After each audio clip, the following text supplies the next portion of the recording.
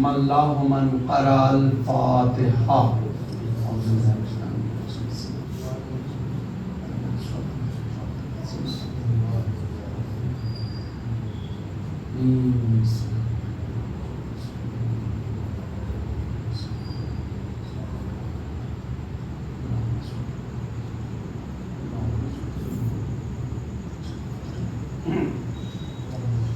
اعوذ باللہ من الشیطان اللعین الرجیم.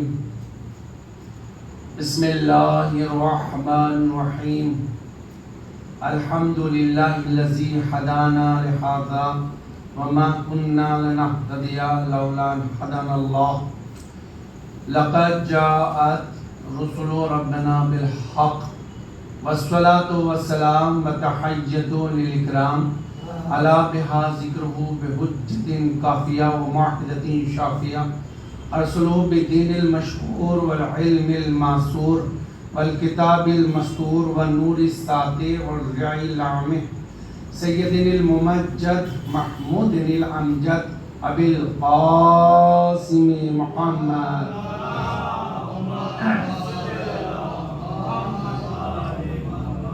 وآلہ طیبین الطاہرین المعصومین المظلومین.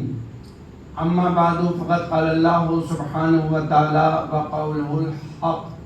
بسم اللہ الرحمن الرحیم. ان الدین عند اللہ الاسلام. محترم و مکرم و سامعین حضرات، خداوند عالم کا لاکھ لاکھ کرم ہے کہ اس کے دین کی پیروی کرتے ہوئے امام حسین علیہ السلام کے اس ذکر میں ہم یہاں پر سب مجتمع ہیں، اور یہ اس کا کرم ہے. ہمارے اوپر عنایتیں ہیں کہ ہم اپنے بکھرے ہوئے ساتھیوں کے ساتھ اس ذکر کی آواز کو ایک ساتھ پکار کر کے دے کر کے ہم دھیرے دھیرے کر کے ایک ساتھ بیٹھے ہیں. اور یہ اس گھر کا شرف ہے کہ دنیا بھر کے آس پاس گھر موجود ہیں. یہاں سے لے کے جہاں سے میں اترا تھا وہاں سے یہاں تک اگر گنا جائے دیکھا جائے تو ہزاروں میں، پورے علاقے میں دیکھا جائے تو نہ جانے کتنے گھر موجود ہیں. لیکن کہیں بھی ایسا ذکر نہیں ہو رہا ہے جیسا ذکر یہاں پر ہو رہا ہے. یہ کس کا کرم ہے، یہ کس کا فیض ہے، یہ کس کی نظر عنایت ہے کہ یہاں پر یہ ذکر ہوا اور ہوتا چلا رہا ہے. میرے محترم سامعین، انسان اگر کسی وجہ سے شیخی میں کوئی کام کرنے بھی لگے تو وہ بند ہو جاتا ہے، لیکن کیا خلوص ہے، کیا اچھی نیت ہے، کیا اچھا پیرایا ہے، کیا اچھی ترتیب ہے کہ مصلی ذکر جاری و ساری ہے. اور مولا کے علم مبارک تبرکات نصب ہیں، یہاں پہ زیارت کرتے ہیں. اور خداوند عالم کا بڑا کرم ہے مجھ پر کہ اس نے ہر صبح کو نماز کے ساتھ ساتھ ذری کی بھی زیارت میرے نصیب میں رکھی کہ نماز پڑھتے چلے جاؤ، زیارت کرتے چلے جاؤ. میرے محترم سامعین، یہ اپنا اپنا مقدر ہے. کوئی انسان دور رہ کر کی بھی زیارت کر لیتا ہے اور کوئی قریب رہ کر بھی زیارت نہیں کر پاتا. صلوات میں محمد والے محمد پر.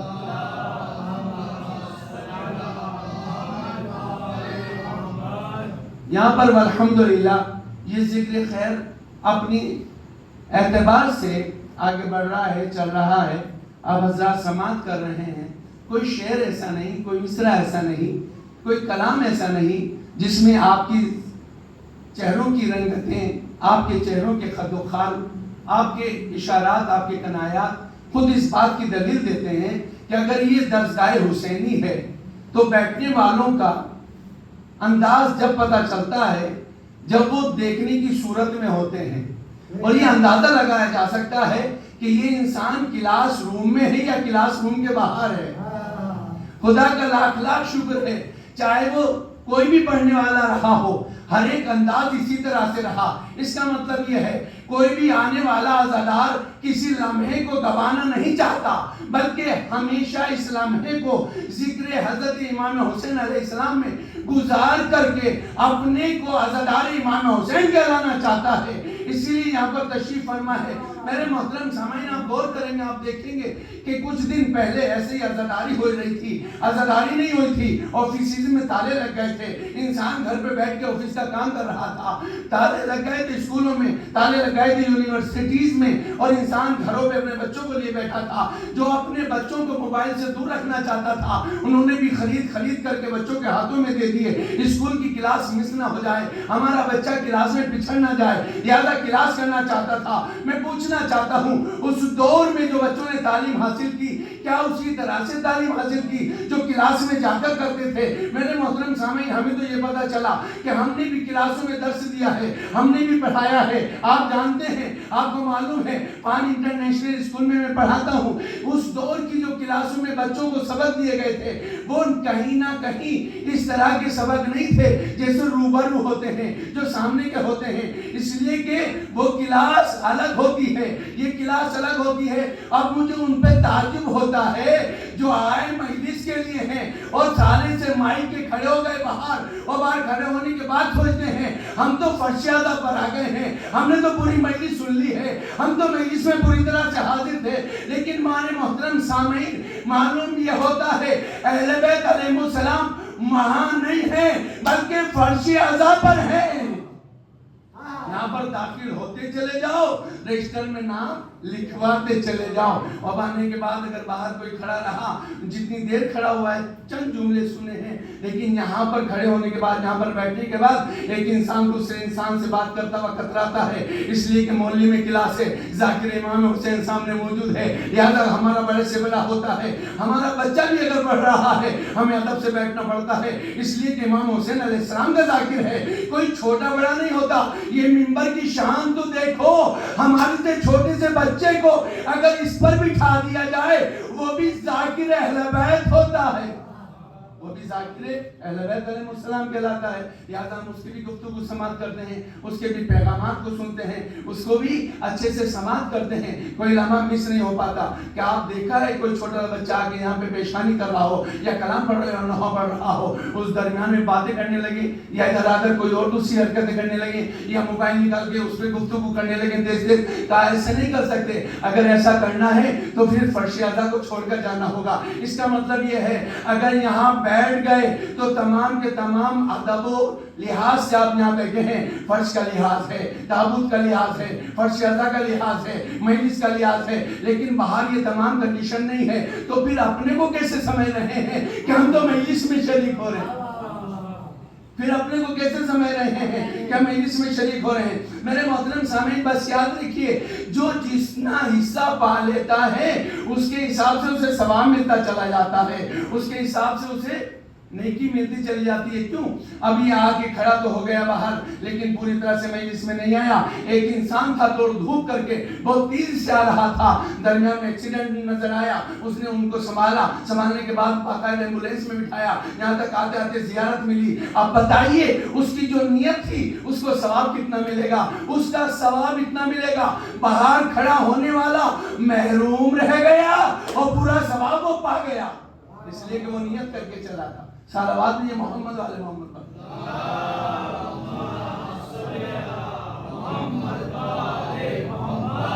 آپ دیکھ رہے ہیں، آپ کو معلوم ہے چند باتیں ضروری مجھے عرض کرنا تھی، اس وجہ سے میں نے آپ کے سامنے خلاصتاً عرض کر دیا۔ یہ شب جمعہ ہے، اور شب جمعہ کا مطلب آپ سمجھتے ہیں کہ اس میں جو بھی نیک کام کیا جاتا ہے کئی گنا ثواب ہو جاتا ہے، اور اس شب جمعہ میں کوئی گناہ کرتا ہے تو وہ کئی گنا عذاب میں مبتلا ہو جاتا ہے۔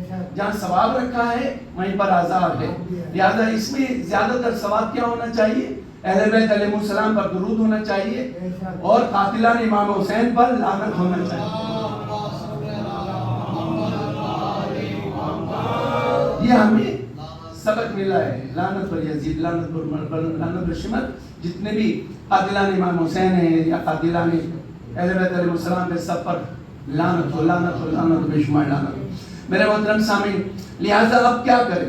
جو خاص پیغام اس کے بعد میں وہ باتیں بھی آپ کی خدمت میں پیش کروں گا جو آپ لینے کے لیے آئے ہیں۔ یقیناً میرا نوجوان طبقہ اور میرے بھائی میرے عزیز جو اس مجلس میں لینے کے لیے آئے ہیں، جو ان کے دل اہل بیت علیہ السلام کے فضائل سے نورانی ہو جاتے ہیں، وہ لمحہ ضروری ہم پہ واجب ہے، کہ ہم اہل بیت علیہ السلام کے ان فضائلوں کو پیش کریں، کھل کے بیان کریں.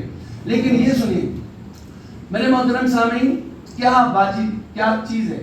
علماء نے کل کے غسل کو واجب قرار دیا تھا، لیکن الحمدللہ اب یہ سنت موقدہ میں داخل ہے. حضرت علی علیہ السلام سے رسول اسلام نے فرمایا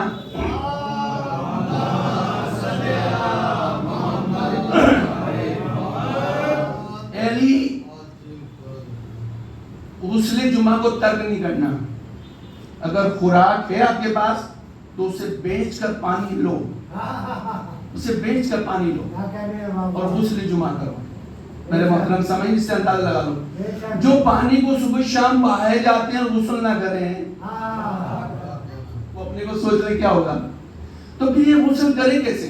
آپ حضرات جانتے ہیں جو غسل واجب ہے اسی طرح سے، لیکن بچوں کے لیے ضروری ہے کہ غسل دو طریقے کے ہوتے ہیں. دو طریقے کے کیا ہیں؟ دو جو غسل ہیں، ایک واجب ہے ایک مستحب ہے. طریقے کتنے؟ طریقے بھی دو ہی ہیں. ایک غسل التماسی ہے، ایک غسل ترتیبی ہے. غسل التماسی جو حوض ہے، تالاب ہے، ندی ہے، بڑی جگہ ہے جہاں پر پانی جمع ہے، وہاں پر نیت کر کے آپ غسل کی نیت کر کے ایک مرتبہ ڈبکی لگائیں گے، غوطہ لگائیں گے اور یہ غسل آپ کا ہو جائے گا. لیکن چونکہ یہاں پر نہ ہمارے پاس کوئی ایسی بڑی حوض ہے، مکانات کتنے کیسے ہیں آپ جانتے ہیں، لہذا یہاں پر اپنے غسل خانے کریں کیا؟ پہلے سر و گردن کو دھونا ہے، اس کے بعد دائیں حصے کو دھونا ہے، اس کے بعد بائیں حصے کو دھونا ہے، کندھے سے لگا کر کے پاؤں کی انگلی کی سرے تک کوئی چیز کوئی ذرہ برابر پانی سے باقی نہ رہ جائے. لیکن یہ کہ ہم غسل خانے میں گئے لوٹے سے ڈالے، 1 لوٹا 2 لوٹا 3 لوٹا، ارے بھیا یہ 1 2 3 کا معاملہ نہیں ہے. اگر چلو سے پانی پہنچ جائے تو کافی ہے. یہ ریکارڈ ہو رہی ہے، بالکل اعتماد اور یقین کے ساتھ مسئلہ بیان کر رہا ہوں. اگر چلو سے آپ کا سر یہ تر ہو جائے اور چلو پانی سے آپ کا یہاں سے پورے یہاں سے یہاں تک آ جائے، یعنی پیروں کے نشان تک کوئی حصہ باقی نہ رہے، تر ہو جائے تو آپ کا غسل ہو جائے گا. اتنا پانی مانی کی ضرورت نہیں، پانی ہے تو صحیح سے دھوئیے. تو جو ہے اگر کسی گھر میں اتنا بھی پانی نہیں ہے پھر کیا کریں؟ تو آپ سوچ سکتے ہیں کہ اگر 1 بوتل خریدیے اور 1 بوتل جو 1 لیٹر کی ہے پورا غسل ہو جائے گا اگر آپ کا جسم پاک ہے. صلوات بھی محمد والے محمد.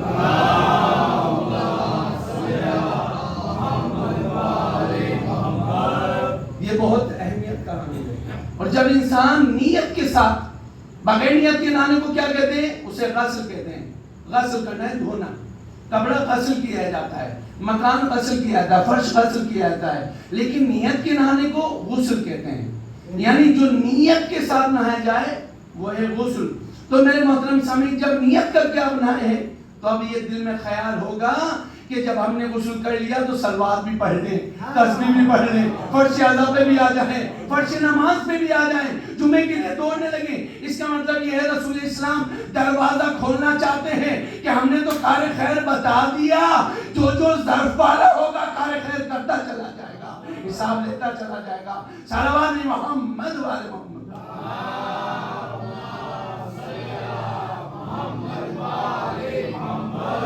میرے محترم سامعین، یہ شب جمعہ ہے. اب شب جمعہ میں سب سے اہم ثواب میں نے بتا دیا، صلوات پڑھنا. صلوات جتنی بھی ہو صلوات پڑھنا. صلوات کا فائدہ کیا ہوگا؟ ہمارے معصومین نے فرمایا جو سابق کے گناہ ہیں اللہ انہیں معاف کر دے.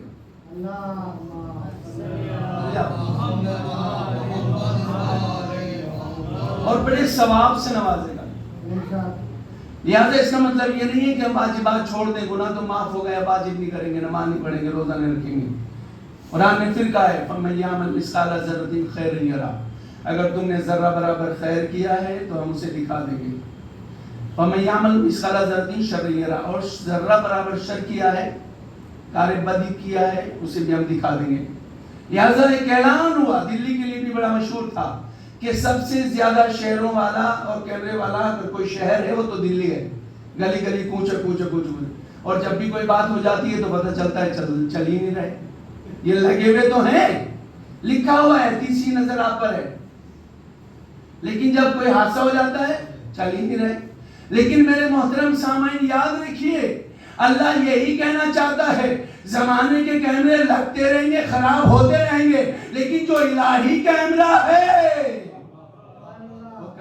ثواب نہیں ہوتا ہے. جس کو اس پہ یقین ہے وہ یہ کام کرے گا.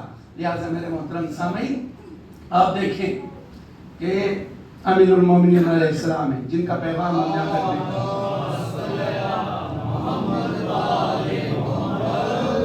آگے مجھے بعد میں کہنا نہ پڑے.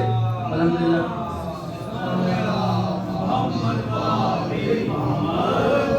خداوند عالم آپ کو سلامت رکھے. آپ 8-10 ہوتے ہیں تو بھی ہزاروں کے برابر ہوتے ہیں. خداوند عالم کا کرم ہے. آپ نے کسی بیان کو تشنا جانے نہیں دیا ہے. یہ بڑی بات ہے. آدمی گھبراتا ہوا ہے جہاں کوئی جواب ہی نہ ملے. آپ اب کچھ بھی نہ کہیں لیکن آپ کی آنکھوں سے چہروں سے جواب مل رہا ہے. آپ کے چہروں سے معلوم ہے مجھے کون حاضر ہے کون غائب ہے. اور جو ہمارے یہ ٹیچر بھائی ہیں جناب یہ وہ پتہ ہے جب وہ درس دیتے ہیں جب کلاس میں آتے ہیں تو وہ بچوں کو پہچان لیتے ہیں کون حاضر ہے کون غائب ہے. لیکن وحدہ اللہ شریف کا کرم ہے یہ روحانی کلاس ہے. اس میں عظمت اہل بیت بیان ہوتی ہے. یہاں سب جاگتے ہیں یہاں سب الحمدللہ اپنے ضمیر کے جاگتے ہوئے ضمیر کے ساتھ حاضر ہیں. لہٰذا میرے محترم سامعین یہاں سے میں اپنی بات کو شروع کرنے جا رہا ہوں جو یقیناً شروع کرنے کے لیے آپ کے ذہن آپ کے تراوٹ والے چہرے اور آپ کی یہ آنکھیں خود نظر آئیں گی کہ آپ کس طرف جا رہے ہیں. آپ اندازہ کریں گے. میرے محترم سامعین آپ کا ہمارا مولا جو کبھی بھی کسی بھی وقت گھبرایا نہیں ہے. اکیلا ہوا یا لشکر کے ساتھ ہوا. لیکن لوگ ایسے ہوتے ہیں لشکر کے ساتھ ہوتے ہیں تو اپنے پہ فخر کرتے ہیں میرے ساتھ 10-20 آدمی ہیں میرے ساتھ 1000-2000 آدمی ہیں. ہوا یہی حارث نام کا آدمی تھا اپنے لشکر کا سردار تھا. لہذا چلے جا رہا تھا راستے میں امیر المومنین علیہ السلام آ رہے تھے. آپ کو آتے ہوئے دیکھ کر اس نے ایک جملہ کہا کہ یہ اسلحہ آ رہا ہے. اسلحہ اسے کہتے ہیں جس کے سر پر ایک بھی بال نہ ہو. اس نے توہین کرنا چاہی تھی امام کی. اس نے امام کو نیچا دکھانے کے لیے اس جملے کا استعمال کیا تھا. اسے پتہ نہیں ہے کائنات مل کے اگر اس کی توہین کرنا چاہے ذرا سی توہین نہیں کر سکتی. اس لیے کہ جس کے صدقے میں کائنات بنی ہو اس کی یہ کائنات توہین کیسے کر سکتی ہے. لہذا وہ سوچ رہا تھا فوج میرے ساتھ ہے لشکر میرے ساتھ ہے سپاہی میرے ساتھ ہیں. اپنے غرور میں چور تھا گھمنڈ میں چور تھا. اپنے غرور میں اس قدر چور ہوا امام حق سے الجھ بیٹھا اور اس نے کہہ دیا اسلحہ رہا ہے. امام علیہ السلام اپنی سواری سے اترے. برابر میں خالد کی چکی تھی. اس کی چکی سے لوہا لیا. لوہا لینے کے بعد اسے موڑا اس کی گردن میں ڈال دیا اور جیسے اس کی گردن میں ڈالا وہ تھر تھر کانپ رہا تھا. امام واپس آ گئے. فوراً اپنے ساتھیوں پہ چلایا کہ تمہاری وجہ سے میں نے ایسے سے کہا تھا. آخر تم نے میری مدد کیوں نہیں کری. تم میں سے ہر ایک آگے کیوں نہیں بڑھا. وہ تو اکیلا تھا اور تم نے میری مدد کیوں نہیں کی. میرے محترم سامعین اس کے ساتھیوں اس کے سپاہیوں نے کہا تجھے اپنی لگ رہی ہے. ہمیں تو ایسا لگ رہا تھا ہر ایک کے سامنے ملک الموت کھڑی ہے. ہم اپنے کو بچاتے یا تجھے بچاتے. لہذا میرے محترم سامنے اس نے کہا ٹھیک ہے اگر تمہیں ایسا لگ رہا تو چلو اب سب مل کے اس لوہے کو نکالو. فوج والے کبھی ادھر سے پکڑتے ہیں کبھی ادھر سے پکڑتے ہیں. بڑی کوشش کرتے ہیں لوہے کو نکالنے کی لیکن لوہا نہیں نکلنا تھا. نہیں لوہا نکلا. میرے محترم سامعین کہتے ہیں ٹھیک ہے بستی میں چلتے ہیں اور اس کے بعد یہ لوہا نکال لیا جائے گا. سارے لشکر والے تو جانتے ہیں اس نے کہا کیا ہے یہ بولا کیا تھا یہ لوہا کس طرح سے آیا. ابھی نے تو پوچھنے کی ضرورت نہیں تھی لیکن جیسے ہی یہ انسان اپنی بستی کی طرف آگے بڑھا لوگوں نے پوچھنا شروع کر دیا اما یہ لوہا کہاں سے آیا ہے یہ لوہا کہاں سے آیا ہے. اب یہ بتاتا جاتا ہے آگے بڑھتا پھر پوچھتے ہیں آگے بڑھتا پھر پوچھتے ہیں. اپنے محلے میں آیا تو پھر پوچھا بھائی یہ لوہا کہاں سے آ گیا. یہیں پر رک کے ایک بات کہنا چاہتا ہوں ہم امیر المومنین کہتے ہیں اسے ہیں اپنے تو ذکر کرتے ہی کرتے ہیں دشمن بھی فضائل بڑھتا جا رہا ہے. تو جو ہے دشمن فضائل بڑھ رہا ہے. کہہ رہا انہوں نے کچھ نہیں کہا تھا وہ تو خاموشی سے جا رہے تھے. میں نہیں کہا ہے میں نہیں برا بھلا کہا ہے اس لیے وہ آ گئے. آنے کے بعد یہ لوہا میری گردن میں ڈال دیا. لہذا جیسے ہی وہ کہتا ہے امیر المومنین نے ڈالا ہے یعقوب الدین نے ڈالا ہے علی بن ابی طالب نے ڈالا ہے تو لوگ کہنے لگے یہ لوہا نہیں ہے بلکہ لعنت کا توق ہے بلکہ لعنت کو توق ہے. تو الجھا اس سے ہے کہ یہ تو کل ایمان ہے، آنے والا سامنے کل کفر پر ہوتا ہے. تو کل کفر ہے، یہ کل ایمان ہے. لہٰذا بڑا پریشان ہوا کہ ٹھیک ہے بھائی جیسا بھی ہو گیا، بڑی غلطی ہو گئی، لہٰذا میرے گردن سے یہ لوہا نکال دیجئے. اب وہ مسلسل اس کوشش میں رہا. لوگوں نے ایک مشورہ دیا کہ تجھے پتا ہے سب سے بڑی طاقت کہاں ہے؟ کہا دربار میں. کہا چلو دربار میں چلتے ہیں، کوئی مسئلہ حل ہوگا وہیں سے نکلوائیں گے. لہٰذا دربار میں پہنچا، اور جیسے دربار میں پہنچا تو فوراً معلوم کیا خلیفہ وقت نے، بھائی یہ لوہا تمہاری گردن میں کیسے آ گیا؟ اب وہ فضائل پڑھنے لگا. دربار غیر کا ہے، فضائل آپ کے مولا کے ہیں. دربار کس کا؟ غیر کا ہے، فضائل مولا کے. کہا کیا چاہتے ہو؟ کیسے نکلوانا چاہتے ہیں؟ کہا ٹھیک ہے بیٹھو. لوہے کا کام کس کا ہوتا ہے؟ لوہار کا. ماشاءاللہ لوہے کا کام ہے، لوہار کا. وہ پیٹتے چھیدتے ہیں، اس کے بعد ان سے چیزیں بناتے ہیں. کہا بیٹھ جاؤ کوئی بات نہیں. لہٰذا دربار سے سپاہیوں کو بھیجا. آ گیا جی صلی اللہ محمد والے محمد آگے جگہ ادھر آ جائے.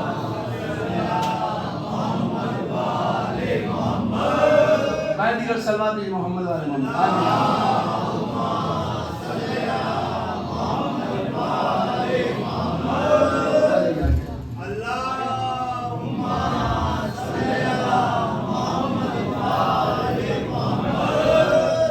حسین کا صدقہ ہے.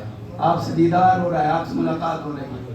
یہ عزادار ہیں جو یہاں پہ جگہ جگہ پہ موجود ہیں. اور یہ شب آ گئی. امام حسین علیہ السلام کا بھی کتنا بڑا کرم ہے کہ اس غریب الوطن نے خود اپنے وطن سے غربت اختیار کر کے سب کو امیری عطا کر دی. سب ایک ساتھ آ گئے. جس کا بھائی بھائی سے مل رہا ہو وہ غریب نہیں ہو سکتا. جس کا دوست دوست سے مل رہا ہو وہ غریب نہیں ہو سکتا. جس کے بچھڑے ہوئے ساتھی بچپنوں کے ساتھی مل رہے ہیں وہ غریب نہیں ہو سکتا. کیا کہنا ہے امام کا؟ غریب الوطن نے خود لی اور سب کو اپنے اپنے وطنوں میں بھیج دیا. آج سرسی میں کافی تعداد میں لوگ پہنچے ہوئے ہیں. آج ہمارے وطن میں اچھی خاصی تعداد میں لوگ پہنچے ہوئے ہیں. لیکن جو دور اتنے بیٹھے ہیں ان وہاں سے بھی ایسا نہیں کہ یہاں سے کوئی نہیں گیا ہو. کوئی نہ کوئی آپ حساب لگا کے دیکھیے گا گھروں میں سے کوئی نہ کوئی ضرور پہنچا ہوا ہے.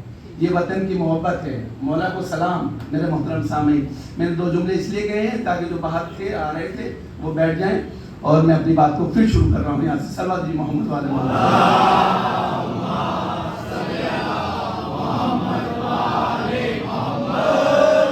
یاد میرے محترم سامعین، لیکن السلام. لوہے کا کام ہے، لوہار کا. سپاہیوں کو بھیجا کس نے؟ جو وقت کا خلیفہ بنا ہوا ہے کہ جاؤ کس کو بلا کے لاؤ؟ لوہار کو بلا کے لاؤ. اب لوہاروں کے پاس جب دخل الباب کیا گیا، کہاں بلایا؟ دربار میں. ارے قسمت چمک گئی.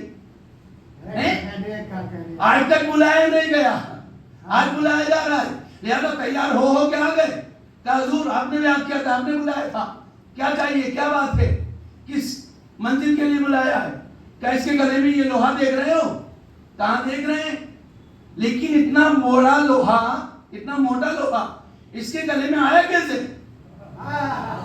میرے محترم سامعین، کہ بھائی بتاؤ یہ لوہا تمہارے گردن میں کیسے آیا؟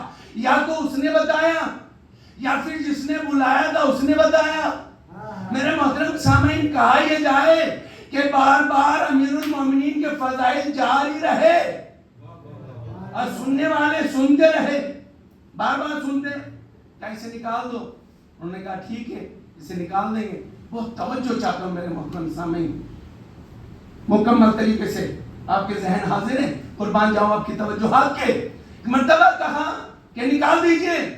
کہ حضور ہمارا طریقہ یہ ہے کہ پہلے ہم آگ کو روشن کرتے ہیں، جب کوئلے بھیگ جاتے ہیں اس میں لوہے کو رکھتے ہیں، اور جب لوہا سرخ ہو جاتا ہے، لال ہو جاتا ہے تو اسے کھینچ دیتے ہیں یا اس کی چیزیں بناتے ہیں یا آگ جلاتے ہیں. اب تو یہ کھڑا ہو گیا اور کھڑا ہونے کے بعد کہا اے جناب یہ کیا کروا رہے ہو؟ تم تو مجھے زندہ چلانا چاہتے ہو. یہیں پر رک کے ایک بات کہنا چاہتا ہوں. آپ نے سنا دشمن اہل بیت اور دشمن علی پہلے زمانے کی آگ میں جلتا ہے، بعد میں دوزخ کی آگ میں جلایا جاتا ہے. سارا رات میں یہ محمد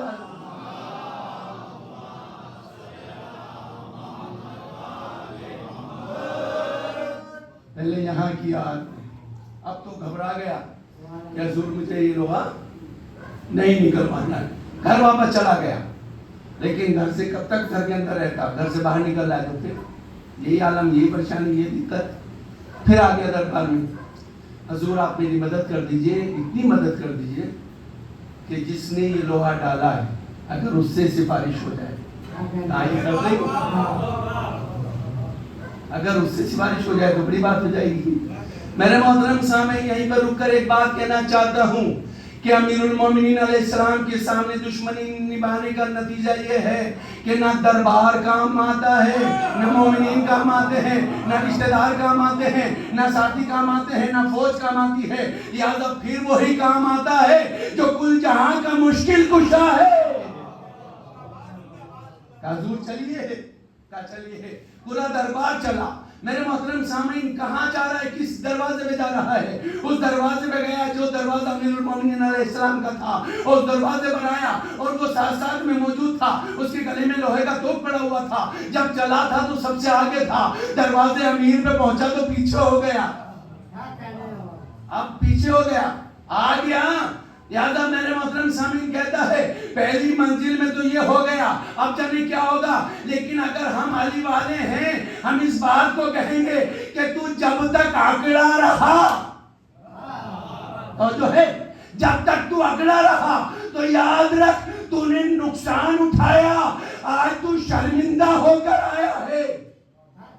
امیر المومنین تیری جھولی بھر دیں گے، آج تو دامن کو پھیلا کے آیا ہے، عطا ہوگا، لہذا مانگ لے. اسے بلا کے آگے کرتے ہیں. لہذا تاریخ نے لکھا اس کے کپڑے تک خراب ہو گئے. آ گیا سامنے امیر المومنین علیہ السلام نکل کر آئے. حضور کیا بات ہے؟ کیا کہنا چاہتے ہو کہ آپ نے اس طرح سے فلاں مقام پر لوہا ڈالا تھا، تو پھر کیا کہنا چاہتے ہو؟ حضور چاہتے ہیں اس کو رہا کر دیجئے، اس لوہے کو نکال دیجئے. کہا بلاؤ میرے پاس. لہذا اسے آگے کیا گیا، آگے لایا گیا. امیر المومنین نے وہ 2 انگلیاں جو خیبر کے لیے اٹھائی تھی، نکالی تھی، ان 2 انگلیوں کو نکالا. اور نکالنے کے بعد ایک انگلی ادھر ٹچ کی، ایک انگلی ادھر ٹچ کی. لوہا خود بخود کھلتا چلا گیا، لوہا کھلتا چلا گیا. جس لوہے کو پورا کا پورا یہ مدینہ قبیلہ اور خلافت ملا ہے، سب کے سب مل کر کے اس لوہے کو نہ نکال سکے. امیر المومنین نے نکال کے بتایا یاد رکھو یہ مولا تمہارا یہاں بھی مشکل کشا ہے، آخرت میں بھی مشکل کشا ہے. صلوات محمد و محمد.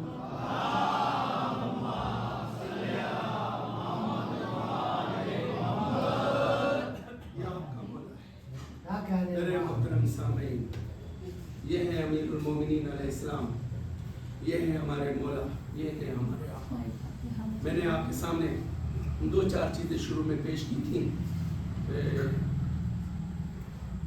شب جمعہ کے حوالے سے، اور اب میں آپ کو پھر کربلا کی طرف لے کے چلتا ہوں.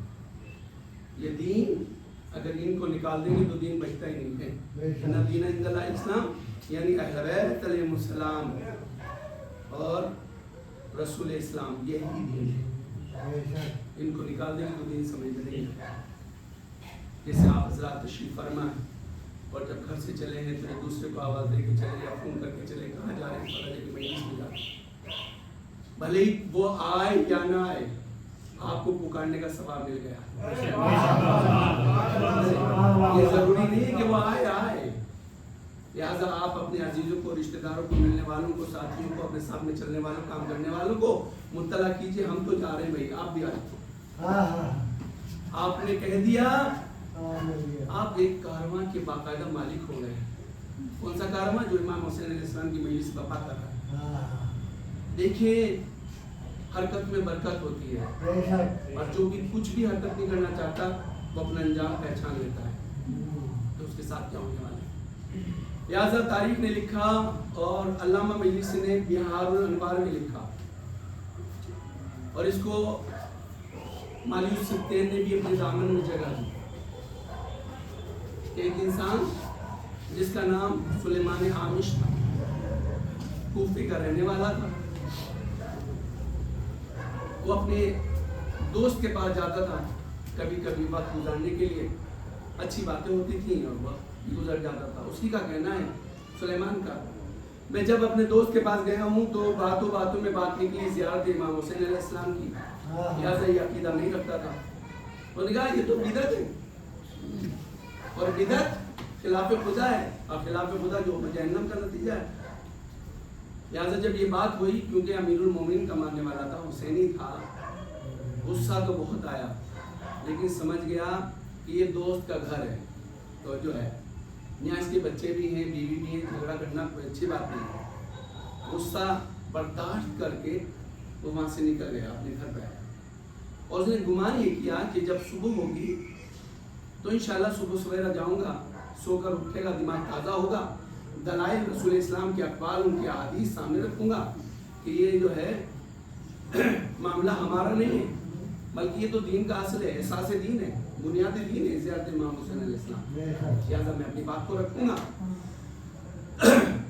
وہ صبح سویرا اٹھا اور نماز کے بعد فوراً اپنے دوست کے گھر پہنچا. جب الباب کیا, اس کی زوجہ اٹھ کے آئی کہ کہاں ہے, کہ وہ آپ کے جانے کے بعد تقریباً 2 گھنٹے یا 2.5 گھنٹے میں یا 3 گھنٹے میں وہ سو کر اٹھے اور فوراً کہا کہ میرے کپڑے دے دو, اور وہ چلے گئے. کہاں چلے گئے؟ کہا وہ کربلا چلے. کہا کیوں گئے؟ کہا وہ کہتے میں زیارت کے لیے جا رہا ہوں. بڑا تعجب ہوا, رات آیا تھا, ایسی بات ہی کر رہا تھا اور اب وہ زیارت کے لیے چلا گیا, ایسے کیسے ہو گیا؟ لہذا اس کا کہنا ہے سلیمان کا فوراً میں گھر پہ پہنچا اور فوراً ہی میں بھی کربلا کے لیے نکل گیا کہ دیکھو یہ بات سچ بھی ہے یا نہیں.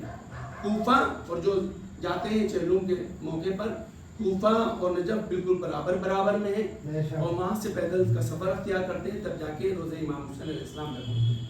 کیسے پہنچا, کیا کیا, کیسے بولا لیا اس نے, تیزی کے ساتھ یہ جب وہاں پہ پہنچا دیکھا امام حسین علیہ السلام کے روزہ مقدس میں سر سجدے میں ہے اور باقاعدہ گڑ گڑا رہا ہے, توبہ مانگ رہا ہے. اٹھا تو میں اس کے پاس گیا, بھائی کیا بات ہے, تو کیسے آ گیا, تجھے زیارت سے کیا مطلب؟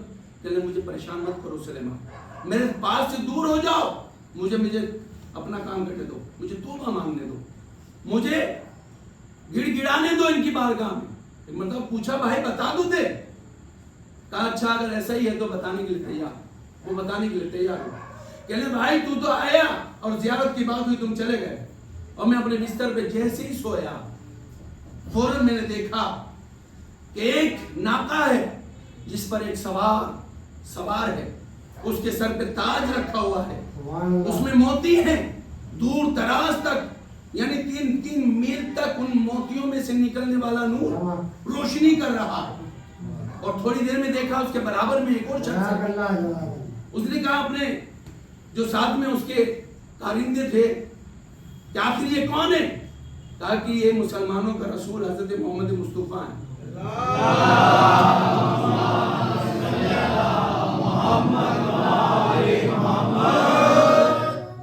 جن کے سر پہ تاج ہے, یہ برابر میں ان کے بھائی حضرت علی مرتضیٰ ہیں. پھر میں نے دیکھا کہ ہوا میں ایک ناکا ہوا میں پرواز کر رہا ہے اور اس میں 2 خواتین ہیں 2. میں نے پوچھا یہ کون کون ہے؟ کہا ایک تو ام المومنین حضرت خدیجہ الکبریٰ ہے اور دوسری ان کی بیٹی حضرت فاطمہ صلوات اللہ علیہ.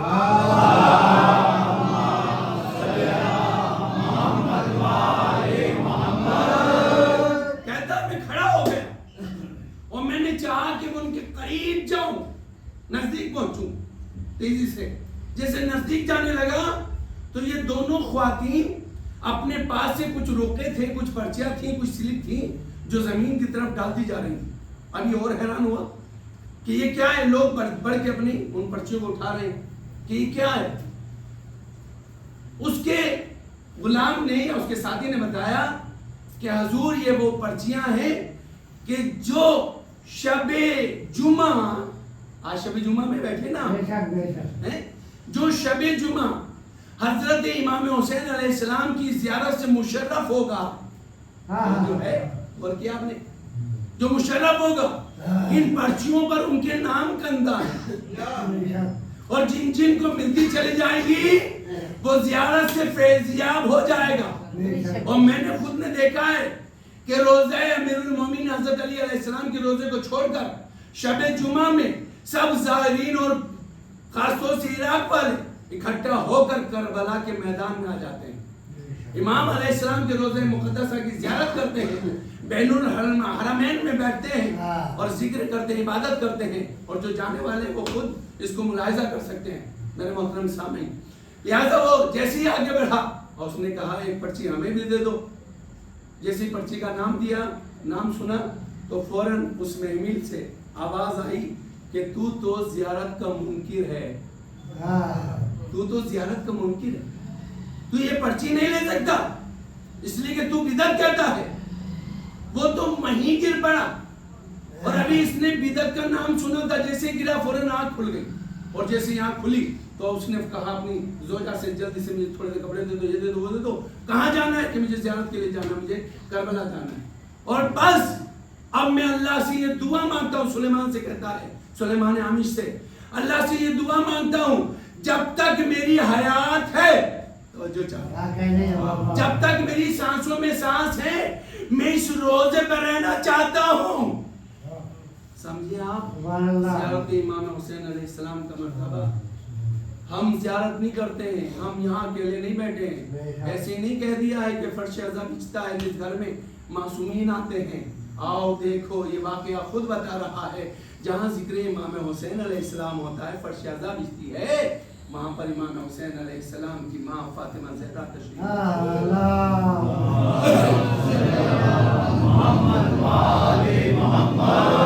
पर जिक्र होता है, उस घर का अंदाज दोबाला होता है। मेरे मोहतरम सामीन हज़रात, मैंने आपके सामने पढ़ दिया, और आज कम से कम छोटी सी ज़ियारत आप ज़रूर पढ़िएगा। नमाज के बाद अस्सलामु अलैका या अबा अब्दिल्लाह आप कहते हैं, अस्सलामु अलैका या इब्न रसूलिल्लाह, अस्सलामु अलैका या इब्न अमीरुल मोमिनीन, अस्सलामु अलैका या इब्न फातिमा ज़हरा सय्यदुल निसा। ये जुमले भी ना कह मिले तो अस्सलामु अलैका या अबा अब्दिल्लाह कीजिएगा। ये अब्दुल्ला के वालिद तुम पर हमारा सलाम। कौन है अब्दुल्ला के वारिस? कौन है अब्दुल्ला? अज़दारन इमाम हुसैन अलैहिस्सलाम, आपके उस बेटे का नाम अब्दुल्ला है जो 6 महीने का करबला में जाके हुआ है।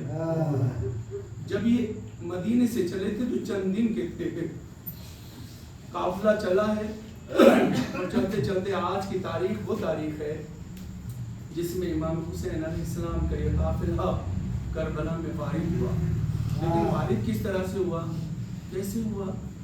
दरमियान में पुर मिला, पूरे मसाइल इंशाल्लाह कल या परसों, लेकिन इतना है कि वो साथ साथ चला, करबला तक लेके आ गया। इमाम हुसैन का घोड़ा चलते चलते रुक गया। इमाम ने तारीख ने बताया 7 घोड़े बदले, 6 या 7 घोड़े तब्दील किए, कभी इस पे बैठे, कभी उस पे, कभी उसे उधर लाओ। उसके बाद आप रुक गए, और जो वहां से गुजर रहा था उससे पूछा, भैया इस जमीन का नाम क्या है? किसी ने कहा इसे बाजरिया कहते हैं, किसी ने कहा इसे नैनवा कहते हैं, किसी ने कहा इसे शत्तुल फुरात के नाम से भी जाना जाता है, और किसी ज़ईफ ने आने वाले ने कहा इस जमीन को करबला कहते हैं। करबला का नाम आया, इमाम उतरे, झुके, एक मुश्त खाक उठाई, अपनी नाक तक लेके आए, फौरन कहा हमारे खून की बू आ रही है, हम यहीं पर अपने ख़याम को लगाएंगे। अब्बास सामान उतारो, ख़याम नस्ब करो। अज़दारो ख़याम नस्ब करने से पहले आपने कहा देखो ये किसकी ज़मीन है, किसकी सरज़मीन है। अज़दारा ने इमाम मज़लूम में करबला जनाब अब्बास घोड़े को दौड़ाते हुए चारों तरफ गए, देखा एक मंजिल पर एक छोटा सा गांव बसा हुआ है, चंद घर हैं। वहाँ पे जाने के बाद आवाज़ देखी कि हम इस घर में मुलाकात करना चाहते, तुम्हारा अमीर कौन है? एक मरतबा अमीर निकल कर आया कि हाँ क्या कहना चाहते हो कि तुम इस ज़मीन के मालिक हो ना? कहा हम ही मालिक हैं। कहा मेरा अमीर तुम्हें बुला रहा है। अज़दारो चेहरे से नूर साथ क्या आखिर इतना बड़ा अमीर इंसान भी कहता है कि हमारा भी अमीर है। लिहाजा अमीर के पास लेकर इमाम हुसैन अलैहिस्सलाम के पास आया, कहना क्या चाहते हो कि ज़मीन को खरीदना चाहते हैं। तब उसने हाथों को जोड़ा, ये ज़मीन ऐसी नहीं है जिसे आप खरीदे कर, नहीं हम यहीं में बसना चाहते हैं। कहा तुम्हें नहीं मालूम ये ज़मीन बसने के लायक नहीं है, कोई नबी या पैगम्बर या हादिया ने रब इधर से नहीं गुजरा जिससे तकलीफ न पहुंची हो, लिहाजा आप यहाँ रुकने का ख्याल न करें। एक मरतबा इमाम ने कहा मुझे पता भी है जब से हम पैदा हुए हैं ये हमारे लिए है, हम اس زمین کے لیے عزادارو آپ نے خرید کیا 60 دینار میں 600 دینار میں یا 700 دینار میں اس زمین کو خریدا. اس کے بعد آپ نے کہا کہ دیکھو اس طرح سے جنگ ہوگی ہم ختم ہو جائیں گے, آپ آنا ہماری لاشوں کو دفنا دینا, جاؤ عورتوں کو بھیجو عورتوں کو بلایا گیا. آپ نے کہا کہ تم یہاں پہ پانی کے لیے کسی کے انداز سے اپنے گھر سے نکلتی ہو تو شام کا وقت ہوگا, آ جانا ہماری لاشوں پہ خاک اٹھا کے ڈال دینا, ہماری میتوں پہ کم سے کم خاک پڑے گی, ہماری میتیں چھپ جائیں گی. عزادارو آپ کے چہرے آیا ہے ہمارے گھر سے جب کوئی انتقال کرتا ہے, جب تک جنازہ گھر میں پڑا رہتا ہے کسی کو سکون نہیں آتا. امام بھی چاہتے ہیں ارے میری ماں بہنیں موجود ہوں گی, کم سے کم لاشیں دفنائی جائیں. آپ نے کہا جاؤ اپنے بچوں کو جا کے بھیجو. بچے آئے, پوچھا تم کبھی اس زمین پہ بھی آتے ہو؟ کہا ہاں کبھی کبھی ہم کھیلتے کھیلتے آ جاتے ہیں. کہا جب روزے عاشوراء ظالم ہمیں قتل کر کے چلے جائیں تو شام کے بعد کھیلتے کھیلتے آ جانا, ہماری لاشوں پر مٹھی سے خاک کربلا اٹھا کے اس ریت کو ڈال دینا تاکہ ہماری لاشیں ریت کے ذریعے سے چھپ جائے. عزادارو بڑا تمنا تھی امام کو لاشوں پہ خاک ہی پڑ جائے, لاشیں چھپا دی جائیں, لیکن عزادارو یہ نہ ہو سکا. امام کا لاشا 3 دن تک بے غور و کفن پڑا رہا. حضرت اللہ عزادارو خیام نصب کیے جانے لگے. بس عزادارہ نے امام مظلوم کربلا چند جملے پڑھنے کے بعد میں اس کو تمام کر دوں گا. آپ نے حضرت عباس علمبردار سے کہا بھائی خیام کو نصب کرنا شروع کر دو. عزادارو مولا عباس خیام کو نصب کرتے جاتے ہیں اور خیمہ نصب ہوا, یہ خیمہ نصب ہوا, یہ خیمہ نصب ہوا. عزاداروں نے امام مظلوم کربلا تمام خیام نصب ہو گئے. آواز دی آقا حسین سارے خیام نصب ہو گئے ہیں. کہا زینب کا خیمہ لگ گیا, ام لیلہ کا خیمہ لگ گیا. ارے ہائے ایک خیمے کو پوچھا کہ مولا وہ خیام لگ گئے. آواز دی آقا حسین نے آؤ آپ کو اپنے اپنے خیمے میں تم لوگ چلے جاؤ. عزاداروں بیویاں اپنے اپنے خیموں میں چلی گئیں, لیکن تاریخ نے لکھا ثانیہ زہرا نے جیسے اپنے خیمے میں جانے کے لیے قدم اٹھایا ایک چیخ ماری, امام حسین کو آواز دی اے میرے پاس جائے حسین ذرا میرے قریب آ جا. اجرکم اللہ. عزادارو آقا حسین گردن کو جھکائے ہوئے ہیں. اے ثانیہ زہرا کہنا کیا چاہتی ہو, آپ کا بھائی تمہارے نزدیک آ گیا.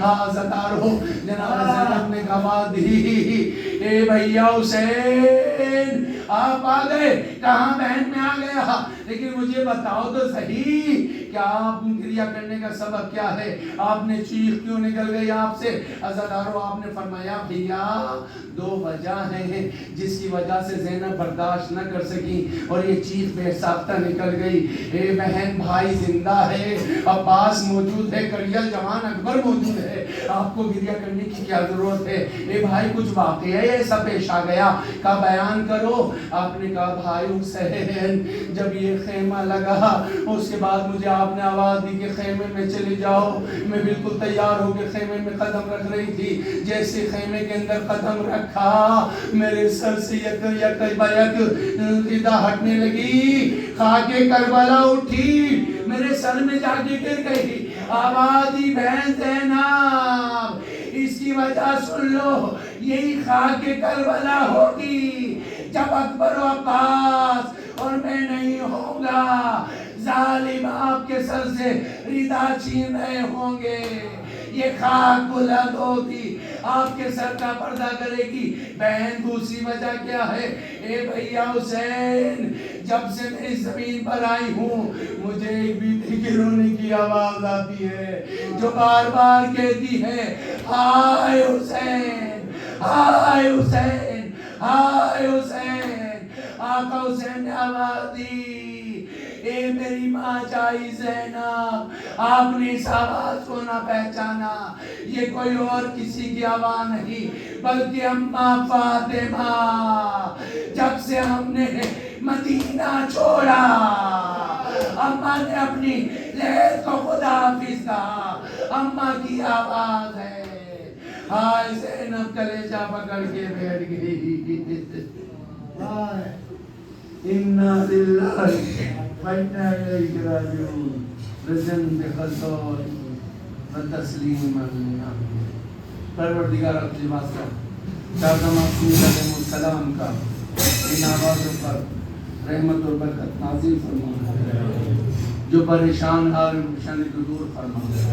محبوب اس فرش اعضائی ذکر کے صدقے سے ہمارے نوجوانوں کے اور گھروں میں برکت عنایت فرما. جو ہمارے درمیان سے ہمارے بزرگ جا چکے ہیں ان کے اوپر کرم فرما. ان کی منزلتوں میں اضافہ فرما. دوار معصومین میں جگہ عنایت فرما. جو آج سے چار معصومین علیہ السلام کا جو مقروض ہے ان کے برزدان غیب صدا فرما. جن کے سروں پر اپنی چھتیں نہیں کہ پروردگار علم اپنا گھر انہیں نصیب فرما تاکہ اپنے گھروں میں فرش عرضہ بچھا کر گھر کو مزید منور کر سکیں.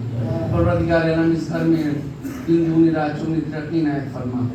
برلا اس مجلس کے تو فعل خاص طور سے اس گھر میں اور جو بزرگوار جناب صابر حسین صاحب ہیں انہیں معصومین علیہ السلام کے قرب میں جگہ عنایت فرما. ان کو بلند ترین جگہ عنایت فرما. ان کے بخشش فرما. برلا امام کے ظلم تاجر فرما. اور خاص طور سے ہم میں جتنے بھی تمنا رکھتے ہیں حضرت امام حسین علیہ السلام کے روضۃ مقدسہ پر پہنچنے کی خواہش ہے ان تمام افراد کو جلد سے جلد روضہ مقدسہ حضرت امام حسین علیہ السلام کی زیارت سے نصیب فرما. اور چہروں پہ جو جانا چاہتے ہیں ان کے لیے راستے ہموار فرما. امام کے ظلم تاجر فرما. ماتم حسین علیہ السلام.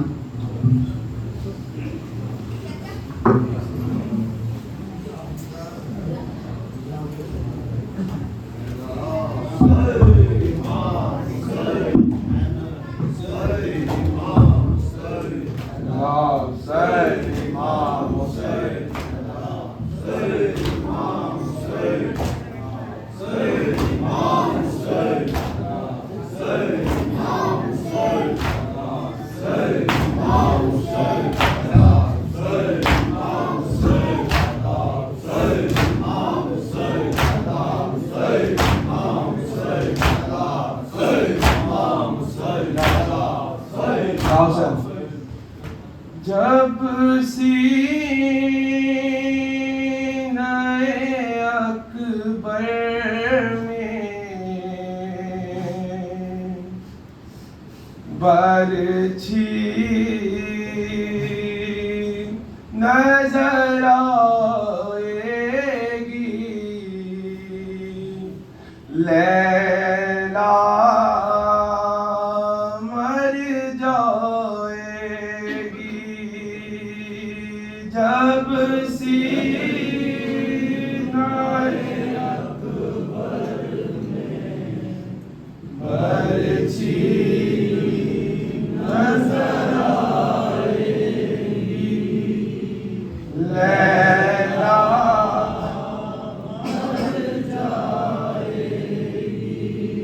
جب سینہ اکبر میں برچھی نظر آئے گی لیلا مر جائے گی. جب سینہ اکبر میں برچھی نظر آئے گی لیلا مر جائے گی. یہ اتنا بڑا صدمہ ماں کیسے اٹھائے گی لیلا مر جائے گی. جب سینہ اکبر میں برچھی نظر آئے گی لیلا مر جائے گی. بے جان محمد کی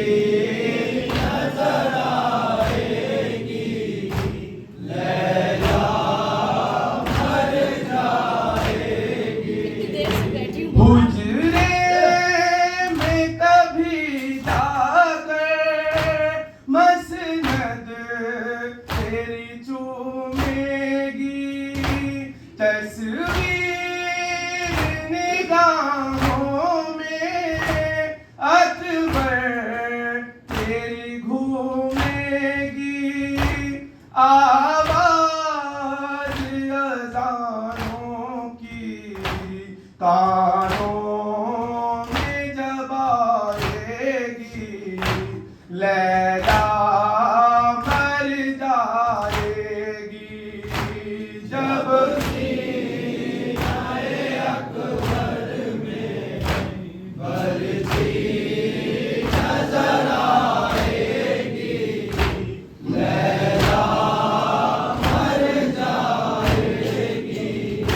ہم شکل پیمبر کی زلفوں کو سنوارے گی لاش علی اکبر پر رو رو کے پکارے گی اے لال میرے اٹھ جا مارو بنائے گی لیلا مر جائے گی جب سینہ اکبر میں بڑھتی نظر آئے گی لیلا مر جائے گی کچھ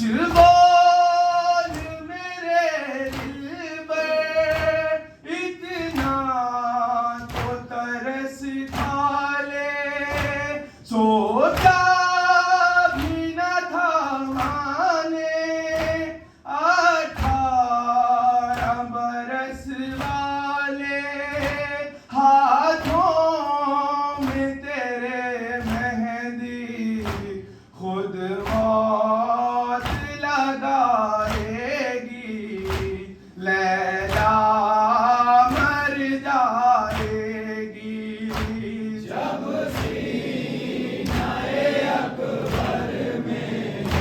بڑھتی نظر آئے گی لیلا مر جائے گی لاشا تو اٹھا لیں گے مشکل سے شہ والا لے جائیں گے خیمے میں کس